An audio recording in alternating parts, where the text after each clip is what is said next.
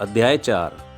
नारद जी ने कहा, ऐसा कहकर भगवान विष्णु मछली का रूप धारण करके आकाश से जल में गिरे।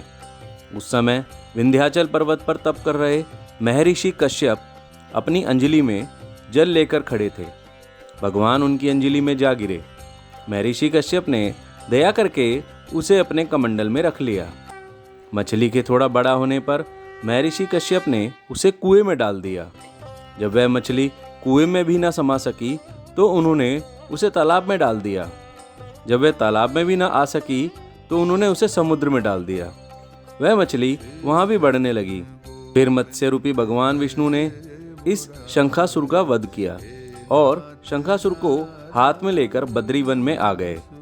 वहां उन्होंने संपूर्ण ऋषियों को बुलाकर इस प्रकार आदेश किया, हे मुनीश्वरों, तुम जल के भीतर बिखरे हुए वेद मंत्रों की खोज करो और जितना जल्दी हो सके उन्हें सागर के जल से बाहर निकाल लाओ।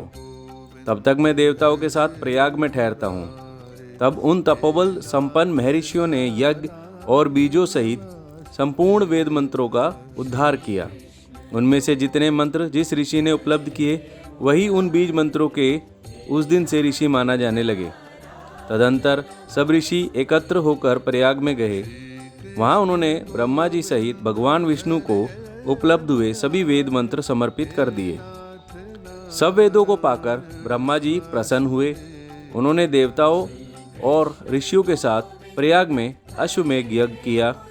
यज्ञ में समाप्त होने पर सब देवताओं ने भगवान से निवेदन किया, हे देवादिदेव जगन्नाथ, इस स्थान पर ब्रह्मा जी ने खोए हुए वेदों को पुनः प्राप्त किया है और हमने भी यहाँ आपके प्रसाद से यज्ञ भाग पाए हैं।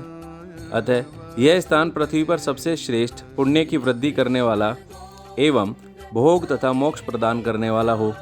साथ ही यह समय भी महापुण्य में और ब्रह्मघाती आदि महापापियों की भी शुद्धि करने वाला हो तथा यह स्थान यहाँ दिए हुए दान को अक्षय बना देने वाला भी हो। ऐसा वर दीजिए।